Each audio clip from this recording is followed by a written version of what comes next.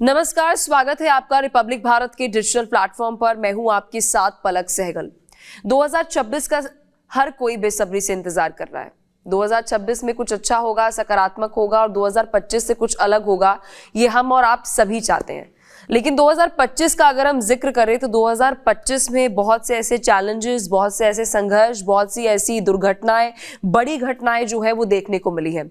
और आज इसी वीडियो में 5 ऐसी बड़ी घटनाओं के बारे में हम आपको जानकारी देंगे। कुछ पॉजिटिव हो सकती है, कुछ नेगेटिव हो सकती है। तो शुरुआत हम सबसे पहले पॉजिटिव के साथ ही करेंगे। 2025 की जब शुरुआत हुई तो सबसे पहले महाकुंभ की शुरुआत होती है और विश्व का सबसे बड़ा रिकॉर्ड जो है आस्था का महाकुंभ जो है उसमें देखने को मिला।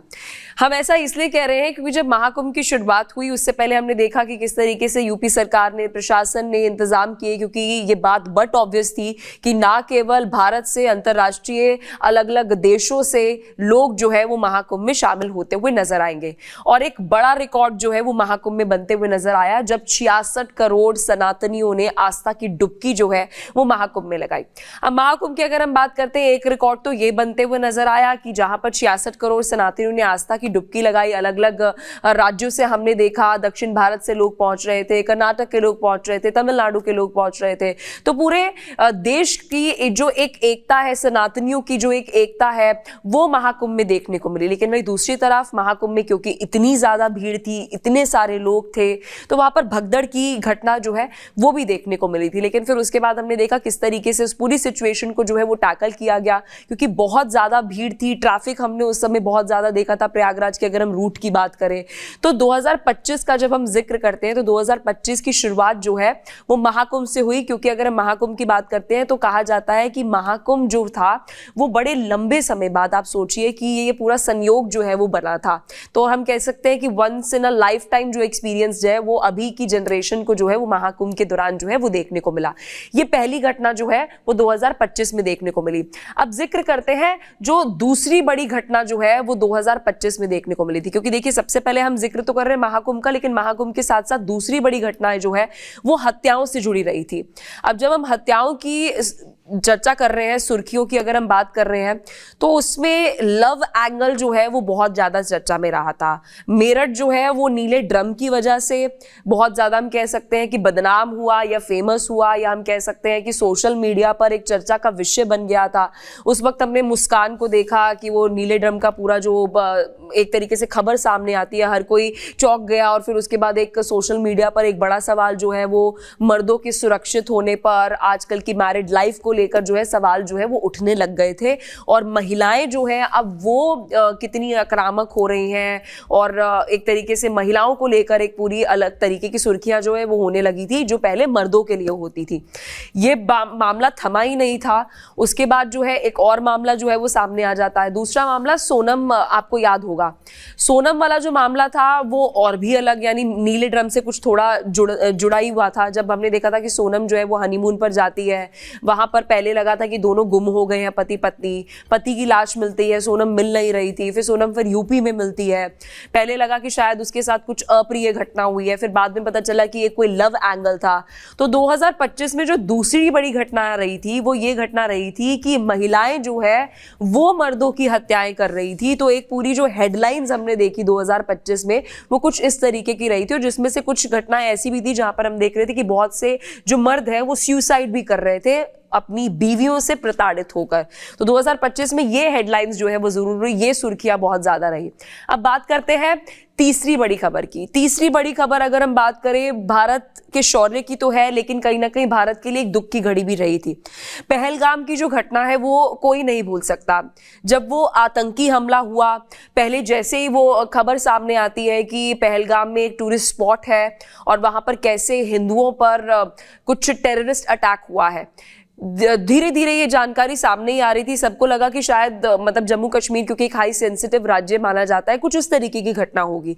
लेकिन जैसे ही खबर आगे बढ़ती है तो हम कह सकते हैं कि बहुत डराने, चौंकाने और कह सकते हैं कि एक बहुत चोट पहुंचाने वाली घटना जो है वो देखने को मिली थी। लेकिन उसी समय जब पहलगाम की घटना हुई, उसमें पाकिस्तानी आतंकियों की अगर हम बात करें, TRF की बात करें, लश्कर ए तैयबा की बात करें, जैश के इन्वॉल्वमेंट की जो है वो खबर सामने आती है, तो भारत उस पूरी ये घटना पर चुप नहीं रहा।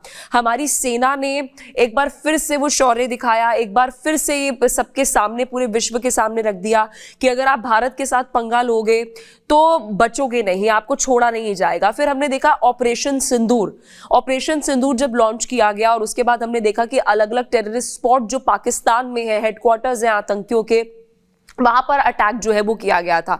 और इसके नाम को लेकर भी खूब चर्चा हो रही थी कि इसका नाम ऑपरेशन सिंदूर जो है वो क्यों दिया गया है। इसके पीछे कारण जो है वो ये बताया गया कि वहां पर महिलाओं को ना मारते हुए वहां पर उनके पतियों को मारना और उनके लड़कों यानी कि उनके बच्चों को मारना, वो एक तरीके से टारगेट जो है वो किया गया था और महिलाओं को वहां पर एक तरीके से उनके सिंदूर को मिटाने की कोशिश जो है वो की गई। इसलिए ऑपरेशन सिंदूर जो है वो उसका नाम दिया गया था और पूरे विश्व को एक कड़ा और एक बड़ा संदेश जो है वो भारत ने दे दिया था 2025 में कि अगर हमारे साथ बिल्कुल भी मैसअप करोगे तो इस तरीके की जो है लड़ाई जो है वो भारत कर सकता है और पूरा आपको अपनी मुंह की खानी पड़ेगी।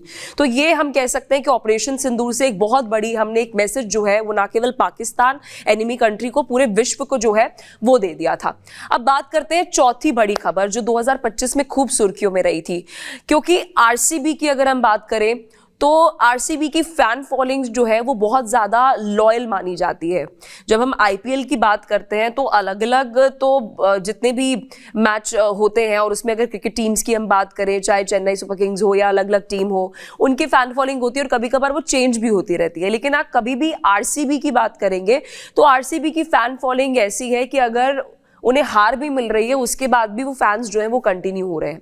तो 18 साल बाद पहली बार आरसीबी को जब जीत मिली, विराट कोहली के लिए बड़ी बात थी, आरसीबी के फैंस के लिए बड़ी बात थी। लेकिन जब वो विक्ट्री परेड हुई, उस विक्ट्री परेड के दौरान हमने देखा कि किस तरीके से बैंगलोर में वहां पर इतनी सारी भीड़ जो है वो इकट्ठा होती है और फिर वहां पर सीएम का भी मौजूद होना, डिप्टी सीएम का भी मौजूद होना और फिर जो पूरा इवेंट मैनेजमेंट था उसके लिए प्रिपरेशन जो है वो उस वक्त की नहीं गई थी। और फिर भगदड़ की सिचुएशन मची, बहुत सारे लोग अगर हम बात करें उस भगदड़ में किस तरीके से मरते हुए नजर आए और वहां से हमने देखा कैसे सीएम को इस बारे में इंफॉर्मेशन भी थी, उसके बावजूद भी वो वहां से वॉकआउट हो गए। तो मतलब एक जश्न का जो माहौल था वो कहीं ना कहीं हम देख सकते हैं कि आरसीबी की जो विक्ट्री परेड है वो मातम में तब्दील होते हुए नजर आया।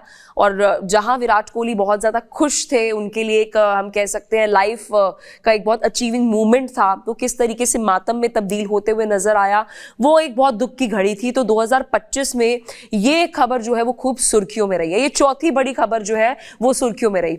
अब बिना किसी डिले के हम पांचवी जो बड़ी खबर सुर्खियों में रही है उसके बारे में आपको जानकारी देते हैं। वो भी हम कह सकते हैं अहमदाबाद में जो प्लेन क्रैश हुआ, प्लेन हादसा हुआ, बहुत दुखद था। क्योंकि 2025 का जब हम जिक्र करते हैं तो 2025 के लिए जब 2024 में प्रेडिक्शंस आ रही थी तो कहा जा रहा था कि 2025 जो है नंबर 9 जो है उसको प्रिडिक्ट किया जाता है कि घटनाएं जो है, दुर्घटनाएं जो है वो बहुत ज्यादा होएगी और वैसा ही कुछ होते हुए नजर आया। जब 2025 का हम जिक्र करते हैं, अहमदाबाद में जब वो प्लेन क्रैश होता है 241 जो लोग हैं उनकी मौत हुई, पैसेंजर्स की तो मौत हुई, लेकिन वहां पर जो मेस था उस पर जब प्लेन क्रैश हुआ तो वहां पर जो इंटर्न्स मौजूद थे, लोग मौजूद थे, उनकी भी मौत होते हुए नजर आई। और बड़ा सवाल जो है वो हमारी एयरलाइंस और एयरलाइंस के जो विमान हैं उनकी मेंटेनेंस को लेकर, उनकी मेंटेनेंस के साथ साथ वो कितने उड़ाने लायक हैं कि नहीं है, और अगर एक प्लेन अगर टेक ऑफ कर रहा है तो उससे पहले किस तरीके से एक पूरा चेक हो रहा है, इसको लेकर एक बहुत बड़ा सवाल जो है वो होते हुए नजर आया था। और यात्रियों की सुरक्षा पर कहीं ना कहीं एक बड़ा सवाल खड़े होते हुए नजर आया और 241 लोगों की किस तरीके से मौत हो गई, बहुत दुखद वो घटना थी। लेकिन एक बड़ा सवाल 2025 में हमारी जो एयरलाइंस है, यानी हमारे जितने भी विमान हैं और एयरलाइंस किस तरीके से ऑपरेट करती है, क्योंकि वो एक खबर थी। उसके बाद हमने कंटिन्यूसली देखा कि बहुत सारी इमरजेंसी लैंडिंग जो है वो एयर इंडिया का तो ये विमान था, लेकिन स्पाइसजेट की भी हो रही है, इंडिगो की भी हो रही है, हर एक हम देख रहे हैं एयरलाइन की जो है अलग अलग विमान जो है वो उसके बाद से लगातार सिक्योरिटी रीजन से कभी इमरजेंसी लैंडिंग कर रहे हैं, कभी कोई मेंटेनेंस प्रॉब्लम हो रही है, कोई तकनीकी खराबी हो रही है, उसको लेकर जो है इमरजेंसी लैंडिंग होते हुए नजर आ रही थी। तो 2025 2025 में प्लेन्स को लेकर और जो भी प्लेन से यात्रा कर रहे थे उनके लिए एक हम कह सकते हैं बहुत ही डरावना और बहुत ही स्कैरी जो है साल रहा कि शायद जो टेक ऑफ हो रहा है तो उसके बाद विमान जो है वो लैंड जो है पूरा सेफली हो जाए, ये सभी उम्मीद जो है वो कर रहे थे। वैसे तो 2025 में बहुत सारी ऐसी खबरें जो है वो सुर्खियों में रही और हेडलाइंस में रही जिस पर चर्चा होते हुए नजर आई, लेकिन हमने जब पूरा एनालिसिस किया तो हमें लगा कि 5 ये बड़ी खबरें थी जो 2025 में सुर्खियों में रही। कुछ पॉजिटिव थी, कुछ नेगेटिव थी, कुछ लेसन देकर गई, लेकिन अब 2026 में हर कोई बेसब्री से इंतजार कर रहा है कि हमारा जो साल है वो अच्छा रहे, पॉजिटिव रहे और देश जो है वो दिन ब दिन तरक्की करे और हम जो है वो भी तरक्की करें। तो आपको क्या लगता है 2025 में आपको कौन सी ऐसी ब्रेकिंग, ऐसी खबर जो है लगा कि जो हमने मिस आउट कर दी है, वो आप नीचे कमेंट सेक्शन में जरूर बताइएगा। और अगर आपको एक्सप्लेनर अच्छा लगा हो तो इस चैनल को सब्सक्राइब करना ना भूलिएगा और वीडियो को शेयर करना बिल्कुल भी ना भूलिएगा। देखते रहिए रिपब्लिक भारत का डिजिटल प्लेटफॉर्म।